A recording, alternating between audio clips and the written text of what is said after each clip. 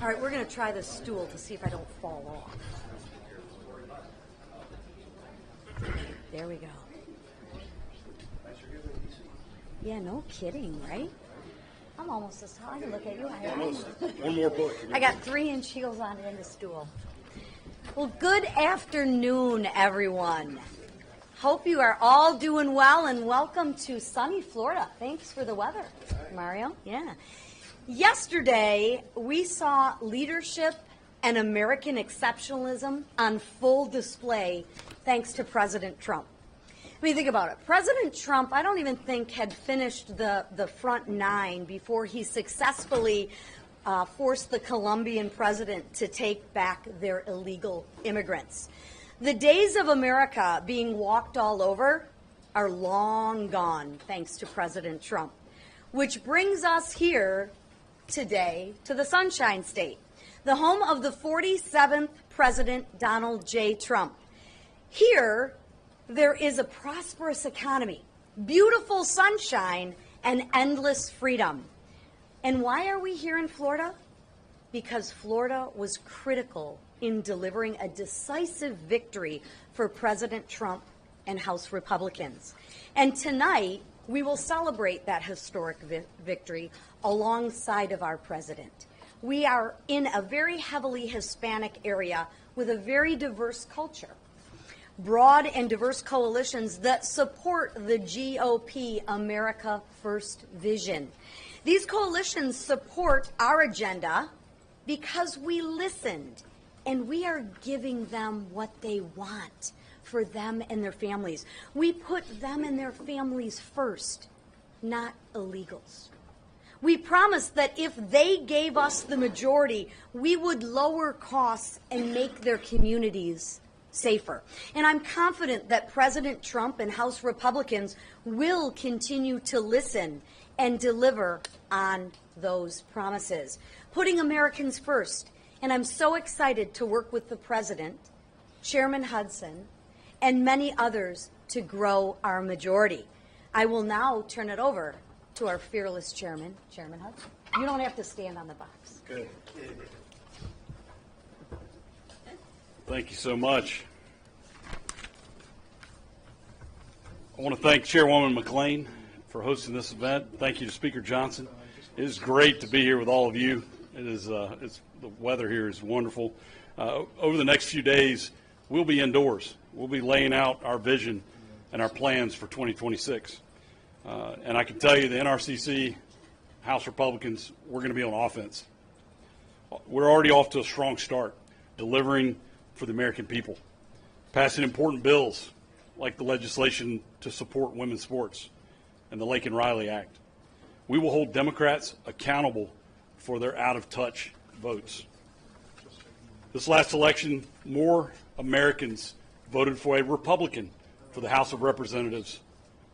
In fact, we won the largest share of the popular vote that we've won since 1928, so over 100 years.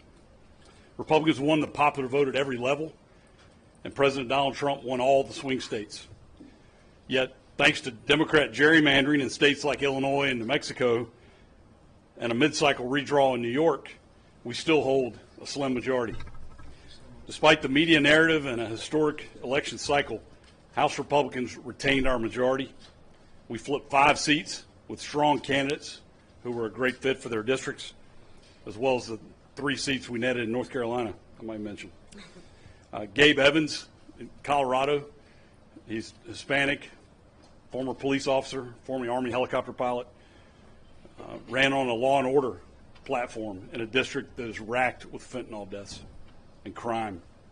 Tom Barrett, also an Army helicopter pilot and a successful state legislator, won the seat in Michigan. And then our 2 candidates in Pennsylvania. But we're ready to do it again. And it's a simple strategy. We're going to go on offense. There are 13 Democrats who won seats that Donald Trump carried. There are only 3 Republicans holding seats that Kamala Harris carried. And so the battlefield is laid out for us to our advantage. So we're going to deliver for the American people. We're going to, and then we're going to hold the Democrats accountable if they don't vote for the agenda that the American people want to see passed. And I'm looking forward to growing this majority in 2026. And at this point, I'll recognize our host, Mr. Mario Diaz-Balart. Thank you, Chairman. Thank you, Madam Chairman, Mr. Speaker. First and foremost, I know you guys are really, really upset that we're here and not in D.C., right? This community, as you've heard, Doral, is a very diverse community. It's a community that understands socialism, the evils of socialism. It's a community that understands that this is the greatest country in the history of humanity, but we got to keep it that way. And what we've seen in Florida is a transformation of Hispanics, non-Hispanics, everybody in this state realizing what now I think most of America has realized, that the politics of the left have been destructive, that the politics of the Democrats do not work, that they bring disaster, they bring poverty, they bring insecurity, and they don't bring prosperity. And so Florida, I think, and South Florida is a great example of that. And let me just, take you back a few years. I don't want to age myself. But 1994, Florida was known as, #1 in violent crime in the country. Yes, Florida. The state legislature raised taxes every single year. And it was rated as not a great place to own a business or to start a new business. And what happened? That for the first time in 122 consecutive years of Democratic control in the state legislature, just the Florida Senate flipped, and Florida's never looked back again.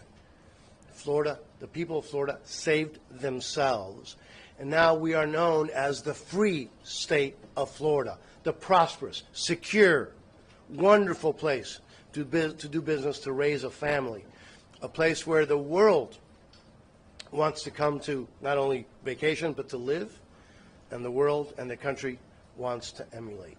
And that is because of Republican leadership. And the Hispanic community in this state has been learning that time and time again. Ronald Reagan used to say that Hispanics are Republicans, they just don't know it. Well, guess what? In Florida, they know it. And they are voting that way, they are acting that way, which is why this is no longer a swing state. But anyways, to all of you, welcome. Welcome. I am under the weather because I, like you, were out in that miserable weather in D.C. Last week. It's great to be home. I welcome each and every one of you, and Mr. Speaker, to you and the leadership team and to my colleagues. I hope you know what a profound honor it is to have, obviously, the President of the United States here, but this is, in essence, his second hometown. But also have you and this group of leaders here to solve America's issues together and get the America First agenda turn into reality. So thank you for being here. It's a privilege to welcome you to the great city of Doral. Thank you, my friend. Well, thank you, Mario. Thanks for hosting us, and thanks to all of you. That's fine. I put it right here. We're so grateful to be here. It's good to be out of D.C. and to be in the free state of Florida, as was noted. I'm a little under the weather as well. I think we all are. It was a long inaugural week, and then right after that, feel my pain, we had Louisiana's annual Washington Mardi Gras celebration right on the heels. So 4 more days of that. My poor wife was drugged to, I think, 9 balls in a week, and we're still recovering. But we're glad to be here and really, really grateful that the new golden age of America has begun. It is an exciting time in the country. You've all felt it. Those of you who came from Washington, you know that something has changed. The atmosphere has changed in Washington, and we're feeling that around the country.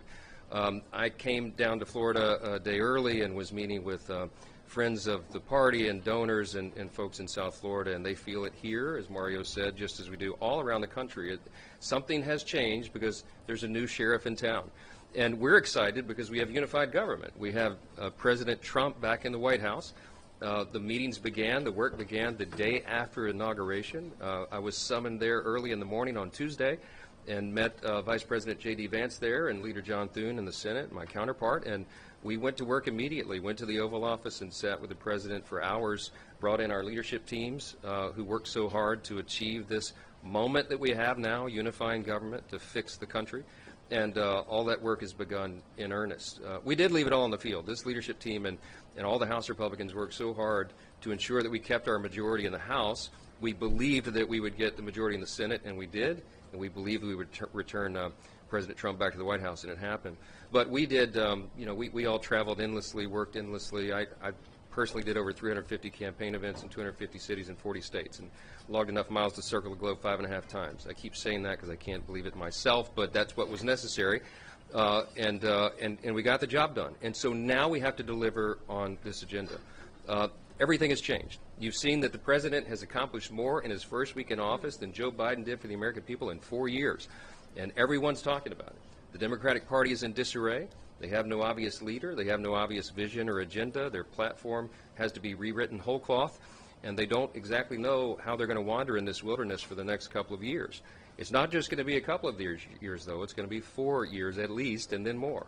Because we are going to grow the House majority in 2026. Historically, when the president takes the Oval Office, then his party then loses, on average, a number of seats in the House in that first midterm. But that won't happen this time around because there's been a sea change. And we're going to deliver on this agenda, and that begins now.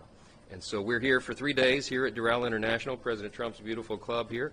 I hope you all enjoy the time. We're going to be working the whole time. We won't get to enjoy much of it, but that's by design. We'll be in these long sessions with the House Republicans working through the agenda. You all heard me talk about the proverbial playbook that we developed over the last year leading up to this moment that we knew would happen. And now we're working out the final sequence of the plays. And so some big decisions will be made here in the next few days, and we'll align with the Senate and our colleagues there, and we will move forward on that agenda. The reconciliation process, the appropriations that we have to wrap up, and the other issues that are upon us. So all the Republicans are rolling their sleeves up. There is a lot of work being done. There has been a lot of work done behind the scenes up to lead us to this point, and we are really excited to deliver to the American people, and we will. Lots happening. The most recently, I'm sure there'll be a question or two about Colombia, the last events of the last 24, 36 hours. I think that was a signal. When the president engaged with the president of Colombia about the situation there, Colombia did an about-face, and they decided they would indeed cooperate and take back their citizens who came here illegally. Violent criminals from other nations will be the first to be deported, and countries must participate. And as soon as Colombia pushed back against the White House, I went immediately to social media. I was here in Florida meeting with donors and party officials, and stepped out of that meeting and said, the Congress will back up the White House, and we will move as necessary on any country. This was a message to Colombia and anyone else. You have to participate. You have to take back the illegals who came here that come from your country. And if not, then we will act and we will engage with sanctions or any other measures that are appropriate to back up the president's agenda. That's what the American people demand and deserve. We are going to secure that border. We have. We are going to make America safe and secure again, and the Congress will have no daylight between us and the White House on that issue. So every nation around the world needs to hear us loud and clearly. This is not a game. We're going to take care of the American people, and that America First agenda begins there. So we'll take a few questions and whatever you got. Manu, front row. Sorry, go ahead. One of the big things we're going to deal with is aid for California. The president said on Friday that he would insist on voter ID as a condition for aid to California. Is that going to be a red line for you? Will you insist on voter ID in exchange for aid to California?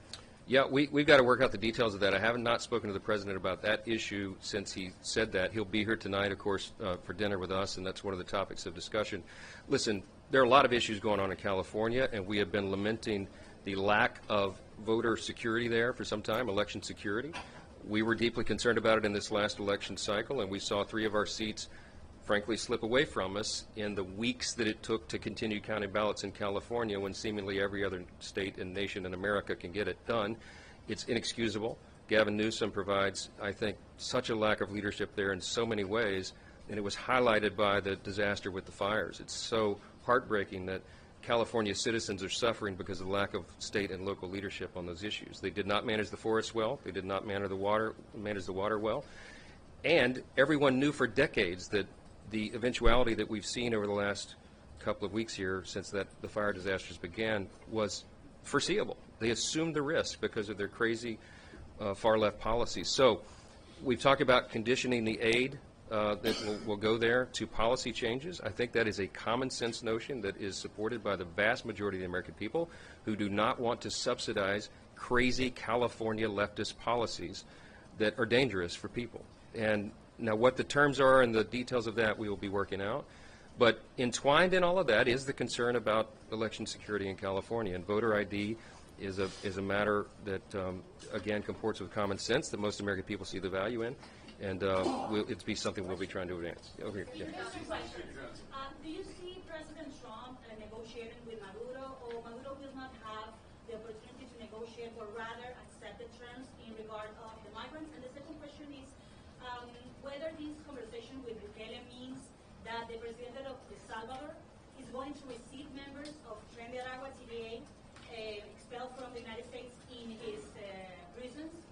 Yeah, look, I'm not sure. I'm not going to get ahead of the president with regard to negotiations with Venezuela or El Salvador or any other country. I will just say that we will be dealing with this in the same manner that we did with Colombia, and that is every nation around the world that, Venezuela is a good example. I mean, the President Trump noted that they opened their prisons and sent very dangerous persons to the U.S. That is not acceptable. We should never have allowed it here. The Biden administration and Mayorkas opened the border wide and subjected the American people to all of these terrible, it's a humanitarian catastrophe and a violent problem, a violent crisis for the American people, and it must be addressed. And so President Trump will, you've seen, he will have a heavy hand, and we will support him on that regardless of who stands up against it.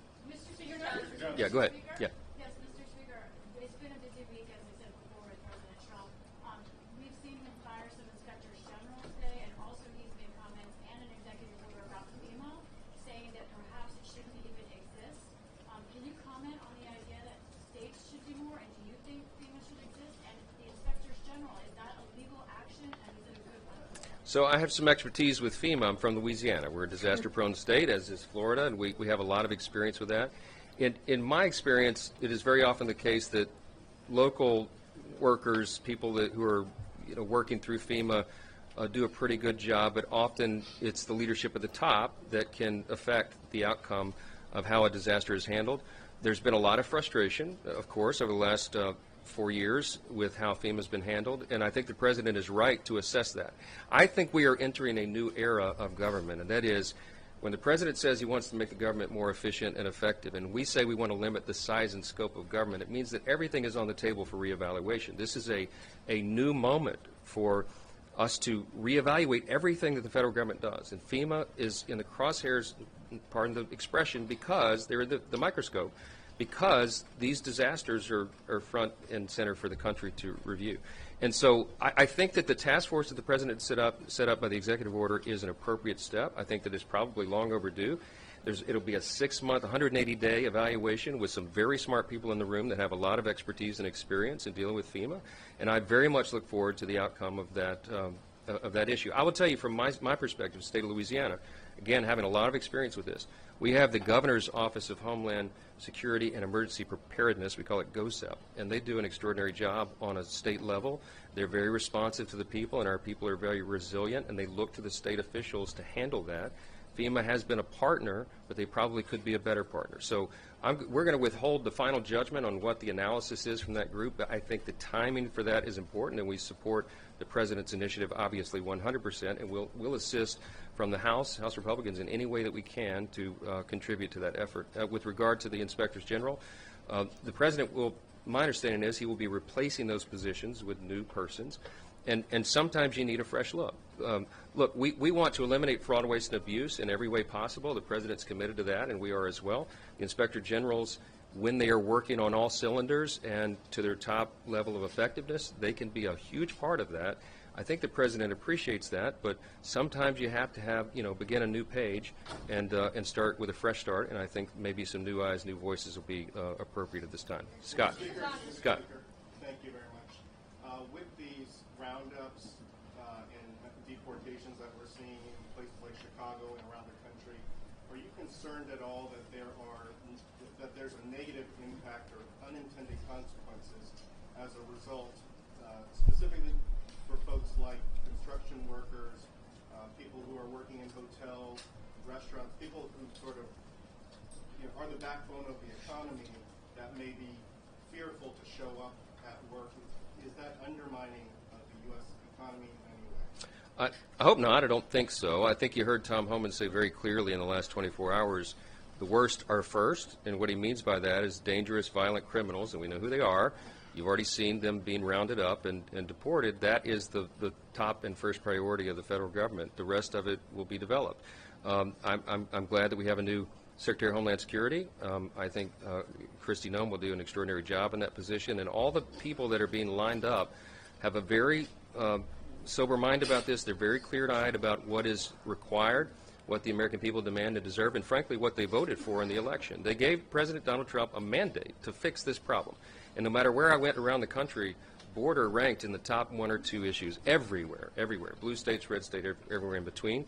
And so they are counting on us, they're counting on the administration and the Congress for that matter to back it up to get control of this situation. And that's what's going to happen, and I think everybody can take a deep breath, let this play out. We are going to restore law and order at any cost, and I think we owe that to the people. It's a very, very simple thing. Jake. Last question, guys.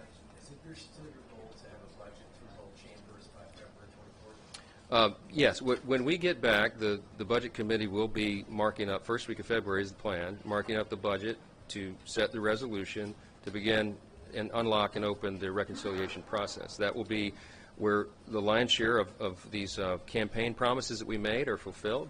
And that's what all the hard work here is in the rooms, all of us negotiating and coming to consensus with one another on the terms of that, why that's so important. We will get all the Republicans together on the consensus, and we will put forward that bill that will check those boxes and make sure we're doing right by the American people. The President's already begun. I mean, I just made a list this morning. Everything he started in the first 7 days, he's already securing our borders, removing dangerous illegal aliens, standing up to terrorists, bringing back the economy, unleashing American energy, putting an end to the DEI and gender ideology madness. That's in 7 days. We're just getting started. And you're going to see so much of this codified in our legislative agenda, and we'll get the appropriations going, we'll get the reconciliation going. It's going to be a very busy first 100 days. So you're all going to have to work as hard as we do. So I'm glad you're here. Last one, Olivia, go ahead.